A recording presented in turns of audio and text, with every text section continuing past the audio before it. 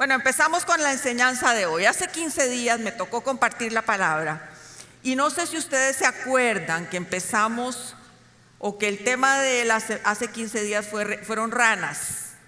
¿Se acuerdan? Ranas subiéndonos por todo lado. Y hoy voy a hablarle de un tema semejante. No son ranas, ni caballos, ni perros, no se preocupe, es otra cosa, pero vamos a hablar de un tema semejante. Cuando vimos lo de las ranas, hablamos de que son cosas que Dios nos ha revelado a nuestras vidas, que conocemos de nosotros mismos y que debemos de tomar la decisión de quitarlas y no posponerlas. Tenemos que ser diligentes en cuanto a aquellas cosas que Dios nos ha mostrado que debemos de cambiar de nosotros. Y ese fue el tema de hace 15 días. Y hablamos también de que el cristianismo es una manera de vivir totalmente cambiante. Debemos de estar en constante movimiento, por eso así se llama la enseñanza de hoy. Debemos de estar totalmente en movimiento porque Dios es un Dios de cambios, Dios es un Dios de renovación, Dios es un Dios de transformación. No conocíamos a Jesús, llegamos, lo aceptamos como nuestro Salvador y nuestra vida debe de sufrir un cambio positivo, un cambio para más. Un cambio para relacionarnos mejor con Él, pero también un cambio para relacionarnos mejor con las personas que están a nuestro lado. Vimos cómo hay cosas de nuestro carácter, de nuestra forma de pensar, de nuestra forma de actuar, que el Señor nos viene revelando para cambiar. En Efesios 4:13 dice, hasta que todos lleguemos a la unidad de la fe y del conocimiento del Hijo de Dios, a un varón perfecto a la medida de la estatura de la plenitud de Cristo. El versículo 13 inicia diciendo hasta que todos lleguemos. Eso me habla, eso me comunica que están en movimiento. Vamos para un lugar. Todos nosotros vamos a llegar a un lugar. Usted y yo estamos en cambio, usted y yo estamos en renovación, usted y yo estamos en movimiento, usted y yo necesitamos llegar a algún lugar. Y este pasaje específico dice que debemos de renovarnos y debemos cambiar hasta que todos lleguemos a ser de acuerdo a la estatura de Cristo, de acuerdo al tamaño de Cristo, a la plenitud de Cristo. Imagínense cuánto nos falta. Por eso les dije hace días, nos falta, la vez pasada, nos falta muchísimo por cambiar. Si usted no ha visto la enseñanza de hace 15 días, yo le invito a que vaya a los canales que tenemos, YouTube, Facebook y la página. Ahí está esa enseñanza y se llamaba Porque Mañana. Pero este día vamos, como les dije, a tratar un tema distinto. Dios tiene dos maneras, o por lo menos dos maneras de hacernos cambiar, de transformarnos, de que logremos cambios en nuestras vidas. Una de ellas fue la que vimos hace 15 días y que nosotros somos responsables de provocar esos cambios. Nosotros somos responsables de tomar la decisión de cambiar, de quitarnos todas esas cosas que nos molestan para que Dios actúe en nosotros y sigamos en el avance. Sin embargo, hoy vamos a ver una forma diferente. Es ese momento donde Dios nos toma a cada uno de nosotros y empieza a hacer cambios en nosotros. Pero son cambios que usted y yo ni nos podemos imaginar. Son momentos donde Dios, como decimos los ticos, nos reempuja, nos empieza a empujar, nos empieza a cambiar, nos empieza a llevar por caminos donde usted y yo ni siquiera nos podemos imaginar. Vamos casi que como cuando uno va caminando y se viene un ventolero, ¿verdad? Y uno va así, que se lo lleva el ventolero. Pues más o menos eso es lo que vamos a ver. Produce Dios circunstancias y situaciones en nuestras vidas que nos hacen tener que cambiar, tener que modificar nuestra forma de ver la vida. Voy a empezar haciéndoles una ranación. No, las ranas eran hace 15 días, hoy no. Una narración de 500 años de historia del pueblo de Israel. Lo vamos a ver rápidamente. Génesis 12:3 dice: haré de ti una nación grande y te bendeciré. Haré famoso tu nombre y serás una bendición. Esta es la promesa que Dios le da a Abraham cuando lo llama y le dice que va a hacer de él una nación grande. Siempre me gusta recalcar que Dios no escogió el pueblo de Israel, formó un pueblo a través de Abraham. Eso fue lo que Dios hizo. Este es el llamamiento que Dios le da a Abraham, que va a ser una nación grande y que va a ser bendito su nombre y que van a ser bendecidas todas las generaciones a través de él. Dice que va a ser una nación grande, sin embargo dura 25 años en darle el hijo de la promesa, cuando él era viejo y su esposa también. Este hijo se llamaba Isaac. Isaac, cuando es adulto, se casa con Rebeca, que también era estéril, igual que su suegra, y de ahí nacen mellizos, Esaú y Jacob. Esaú era era el primogénito, por lo cual era el que debía de heredar la bendición. Sin embargo, él menospreció la bendición de Dios. Él no quiso la bendición de Dios. Mientras tanto que Jacob, su hermano menor, su mellizo, añoraba la bendición. La peleó, la luchó, engañó, maltrató, deshizo cuanto usted y yo nos podamos imaginar por obtenerla, y la obtuvo. Entonces la historia del pueblo sigue a través de Jacob. Este Jacob se casó con 2 mujeres, Raquel y Lea, y tuvo 2 concubinas, y con estas 4 mujeres tuvo 12 hijos, que son las 12 tribus de Israel. Jacob, después de tener una vida realmente convulsa y enfrentándose no solo con los hombres, con sus mentiras, con sus engaños, sino hasta con Dios mismo, llega un momento en sus años más mayorcito, digámoslo así, donde él tiene una vida tranquila. Está en su tierra, en Canaán, con sus 12 hijos, con su vida tranquila, formado, con sus posesiones, con todo lo que necesitaba. Y de un momento a otro llega la tragedia a su casa.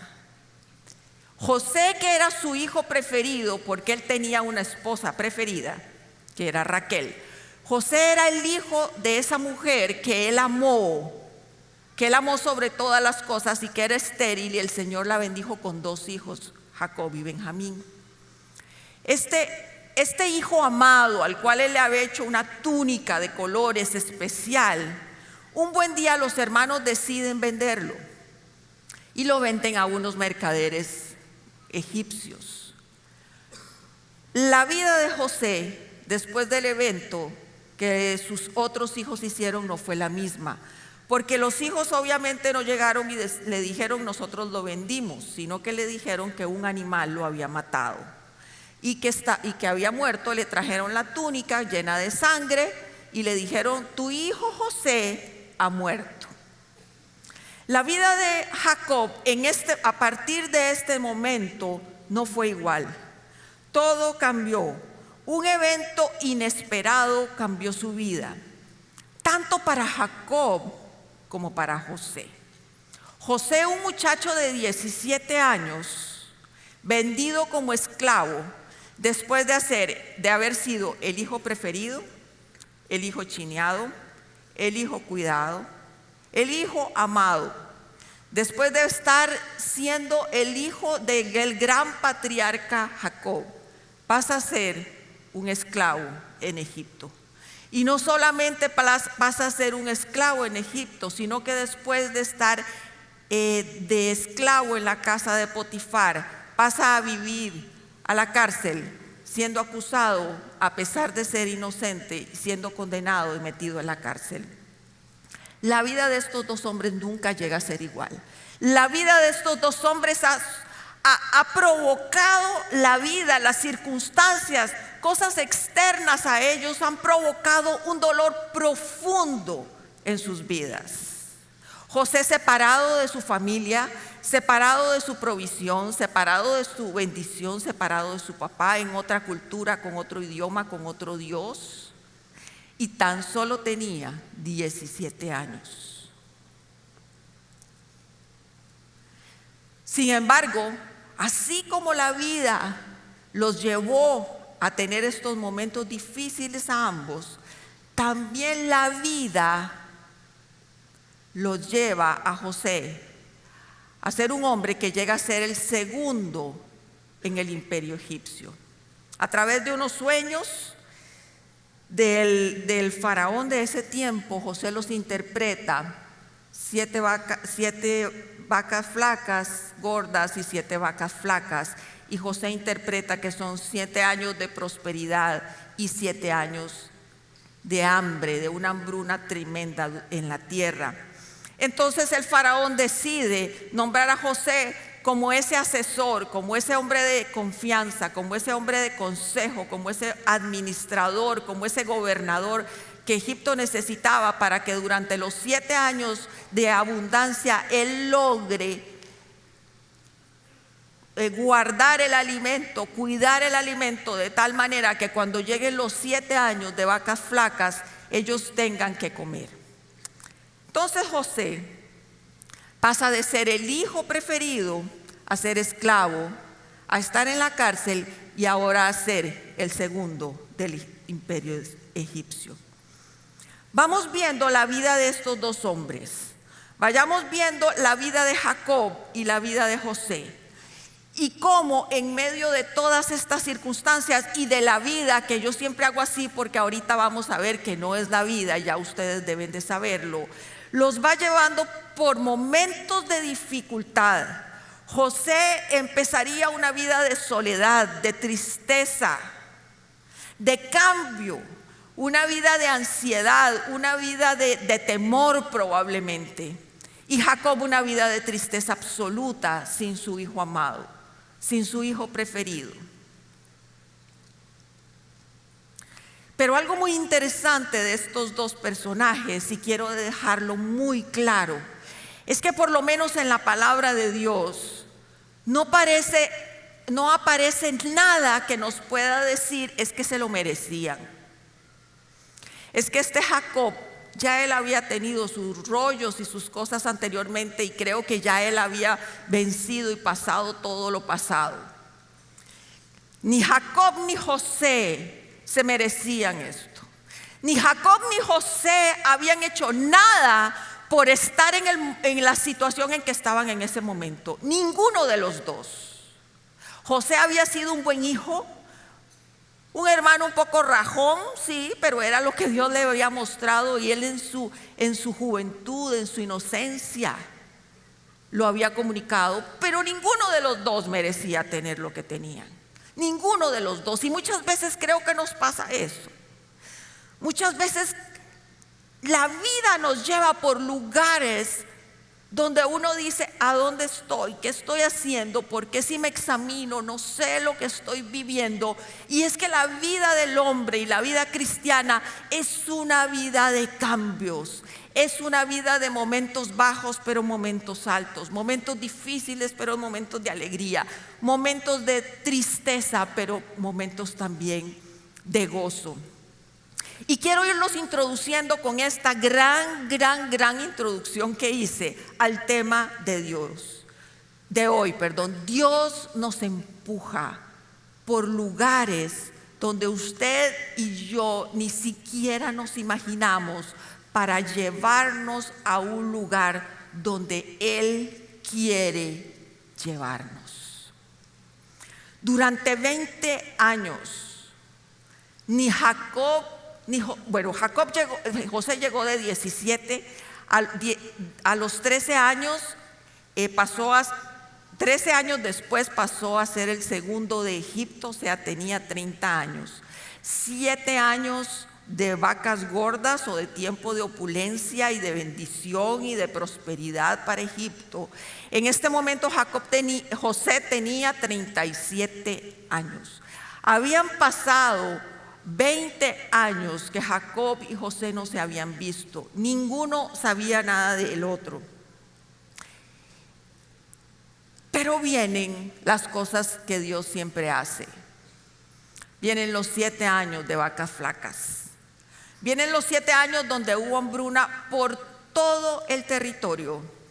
Y el único imperio o el único grupo o sociedad que tenía suficiente alimento era Egipto. Entonces, Jacob le dice a sus otros hijos, a sus 10 hijos, vayan a Egipto a buscar alimento. Esta historia es digna de leerla. No se las voy a contar porque es larguísima, pero esa historia a partir del capítulo 37 de Génesis es realmente maravillosa. Yo les recomiendo que hagan lo siguiente: se preparen un buen café o un té o un fresquito y se sienten a leer esta maravillosa historia. Los hermanos llegan a Egipto a buscar alimento y se encuentran con José. ¿No lo reconocen? José inmediatamente lo reconoce, pero no se revela a ellos hasta la segunda o tercera vez que ellos llegan a pedir alimento.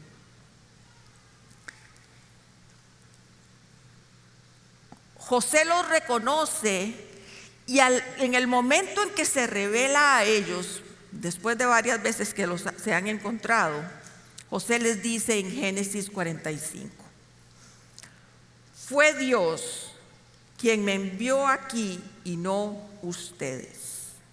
Él me ha puesto como asesor del faraón y administrador de su casa y como gobernador de todo Egipto.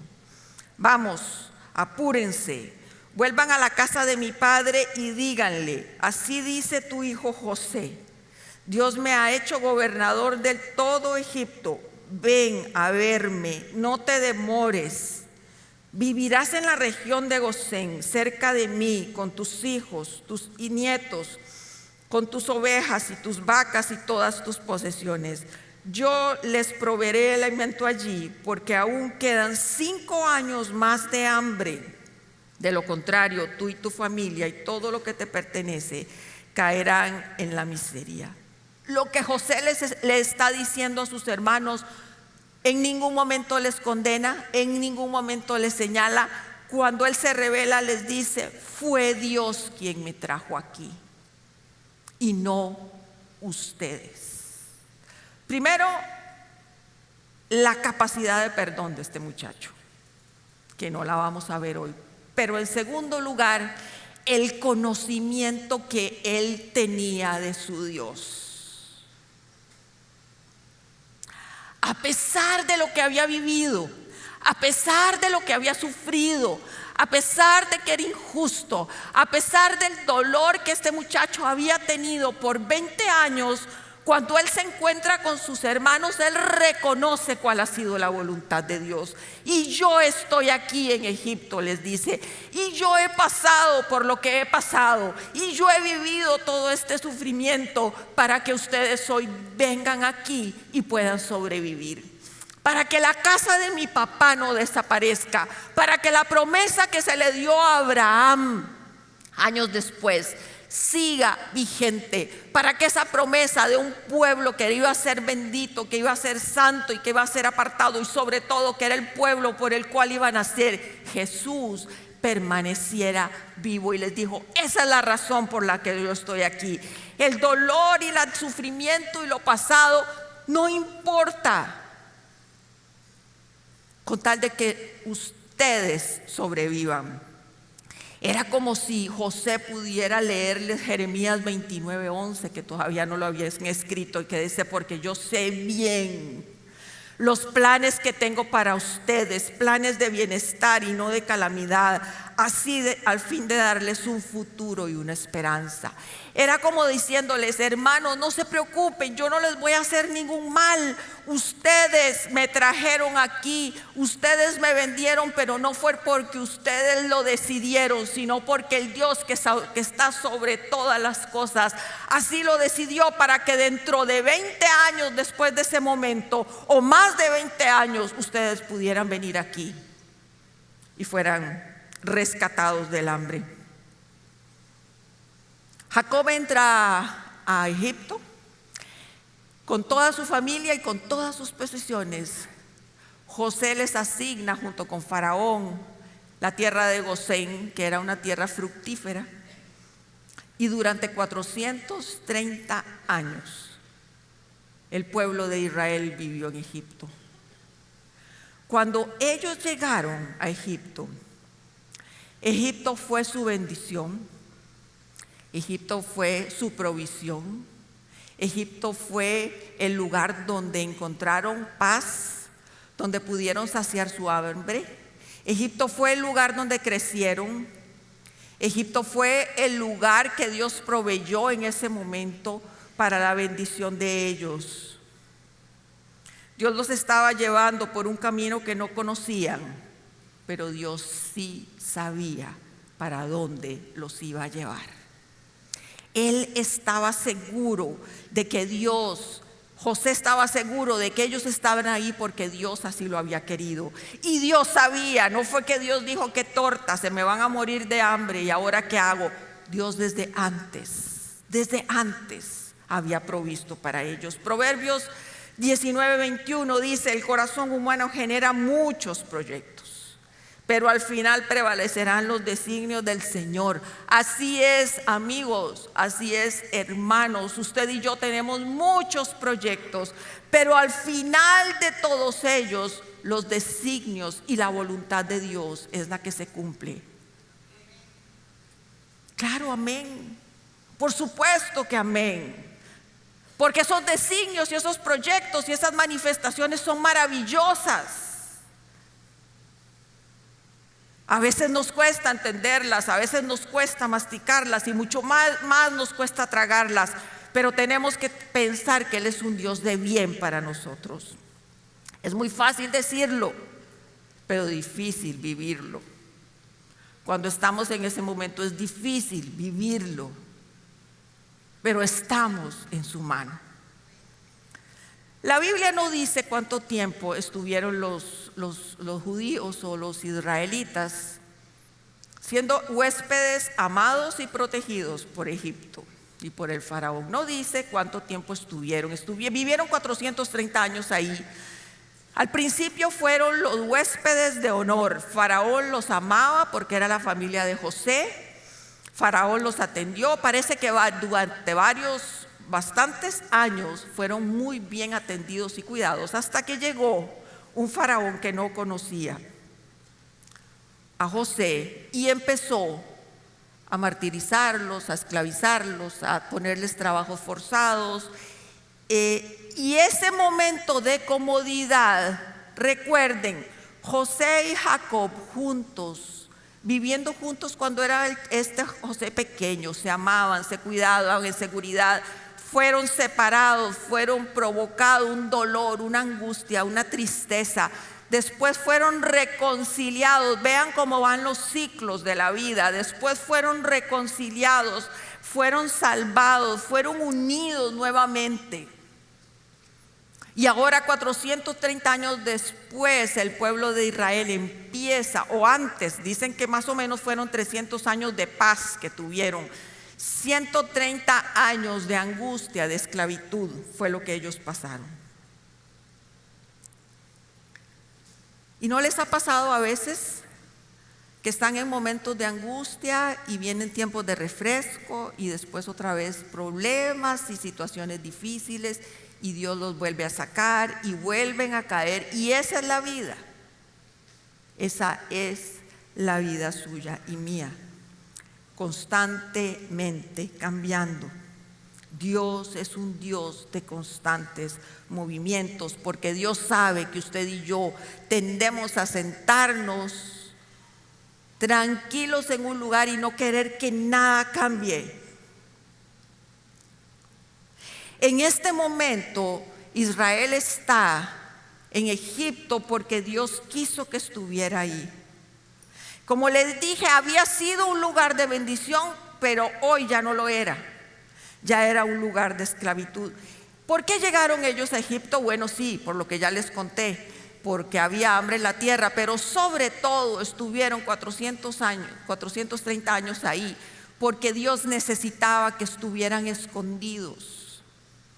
Israel en tierra de Canaán, con todos los enemigos que tenían o los pueblos que tenían a su alrededor, fácilmente iba a ser destruido. No era un pueblo guerrero, eran pastores.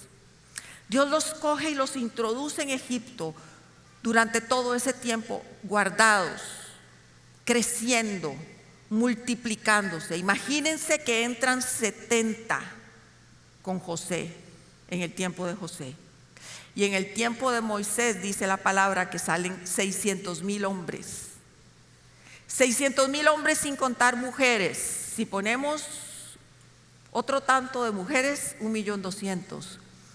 Y los niños, y digamos que no eran muy fructíferos, aunque pareciera que sí con 12, ¿verdad? Pero bueno, 1,500,000, 1,600,000 personas. Protegidas, uno dice por el imperio egipcio, pero protegidos por Dios, porque Él necesitaba que saliera de ahí un pueblo fuerte, un pueblo grande.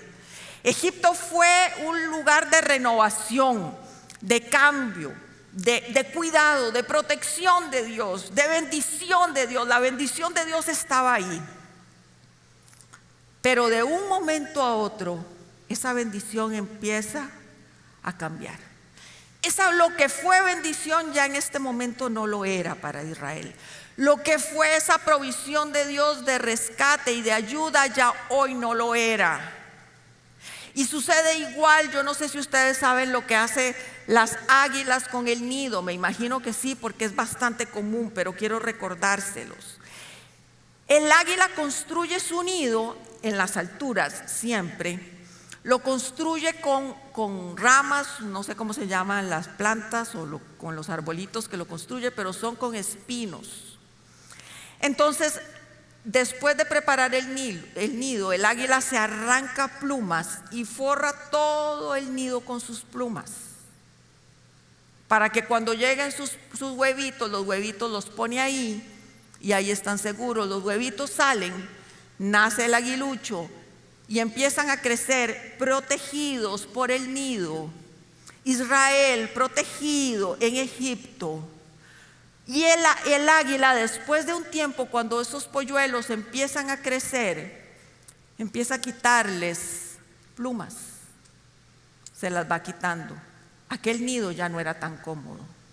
Aquel nido donde era una cookie le decía a mi hijo menor, a la cobijita que tenía con la que chupaba dedo, todavía la tengo, ya no era cookie. Ya ese lugar no era un lugar cómodo. La mamá se los había provocado. Dios le estaba provocando a Israel que Egipto ya no fuera el lugar cómodo. Lo que el águila sabía era que sus bebés tenían la capacidad de volar, tenían la capacidad ya de tirarse de ese nido, pero si él ya no los incomoda, no van a salir de ahí nunca. Y entonces, además de que el nido es incómodo, se los monta, no sé si es el lomo, porque no sé si se llama así, y empieza a volar. Y vuela y vuela hasta las alturas. Y cuando está en lo alto, les hace así y los polluelos se caen. Esos animalitos empiezan a caer en caída libre. Si no, ella los ve de lejos hasta que los vuelve a coger, se los vuelve a montar encima de ella, los vuelve a proteger, pero los vuelve a tirar. Ella sabe que es tiempo de volar. Ella sabe que esos polluelos pueden volar. Dios sabía que Israel tenía que salir de Egipto y le estaba incomodando el lugar de su seguridad para que en algún momento dijeran: queremos irnos de aquí. Deuteronomio 8:7 dice: porque el Señor tu Dios te conduce a una tierra buena, tierra de arroyos y de fuentes de aguas, con manantiales que fluyen en los arroyos y en los valles y en las colinas. El Señor los iba a llevar a una tierra prometida. El Señor los estaba sacando de Egipto para que llegaran a un lugar, a su tierra prometida. Pero viendo todo este panorama que les acabo de presentar, ¿a qué quiero llegar? Quiero hablarles hoy de esos momentos donde usted ha tenido una provisión de Dios, un regalo de Dios, un tiempo de gozo, de regocijo, un tiempo de paz, un tiempo de bendición, pero que hoy está empezando a sentirse incómodo. Dios está empezando a cambiar ese lugar de seguridad y no lo está haciendo a veces tan suavemente, los está arreempujando. Los está empujando para que salgan. Los está empujando. ¿Por qué? Porque Dios, la provisión de Dios de ayer no es la provisión para hoy. El lugar de seguridad de ayer no es el lugar que el Señor tiene para usted hoy. Estamos en constante movimiento.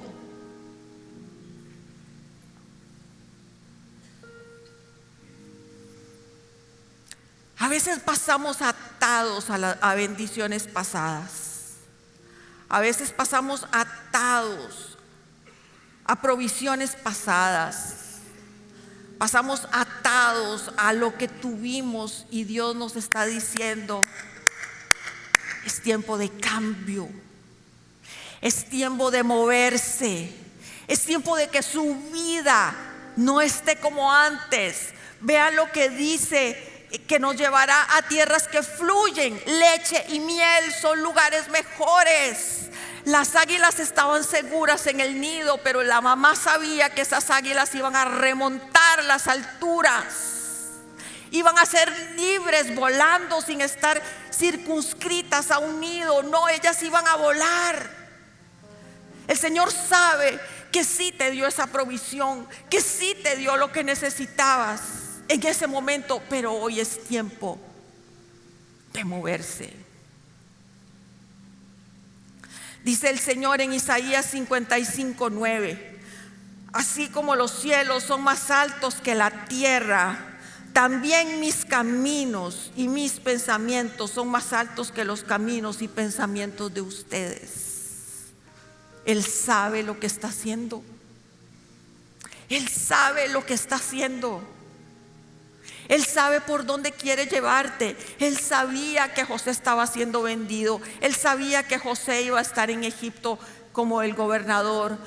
Él sabía que los hermanos lo iban a llegar a buscar. Él sabía que Israel completo iba a entrar a Egipto cuidado por 430 años. Él lo sabía, era su plan, no era el plan de los hombres. Y tenemos que saber que sus planes no son mis planes, que sus pensamientos no son mis pensamientos, que sus proyectos no son mis proyectos. Y aquí es donde empezamos nosotros como hijos de Dios a decirle: Señor, haz lo que tengas que hacer. Si confiamos en que Él es el Dios proveedor, si confiamos en que Él es el Dios que nos ama, que nos cuida, tenemos que decirle: aquí estoy. Así que si usted se está sintiendo en este momento incómodo con lo que fue su bendición, dele la posibilidad a Dios de proveerle otro lugar, otra tierra mejor de la que tiene hoy. O quizá tal vez la tierra no mejor, pero usted distinto en esa tierra. Yo no sé lo que ustedes están pasando. Yo no sé lo que han vivido, no sé lo que están sintiendo. pero quizás están aferrados a cosas que hoy ya no son. Estamos aferrados a ministerios, estamos aferrados a llamados, estamos aferrados a trabajos, estamos aferrados a personas, a amigos que antes fueron de bendición y hoy ya no son, que ya nos incomodan y no estamos sintiéndonos como nos sentíamos antes. Yo les voy a pedir que si es así, oren y busquen al Señor. Y pregúntenle al Señor si es ese tiempo de transición que tiene para usted. Si es ese tiempo de moverse. Y no solo es el tiempo de moverse, sino que Él provea el lugar para donde ir.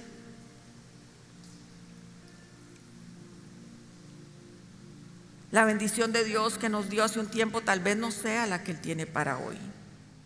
Esperamos que esta enseñanza haya sido de gran bendición para tu vida.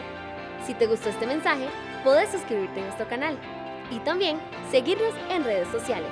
Nos vemos en la Comu.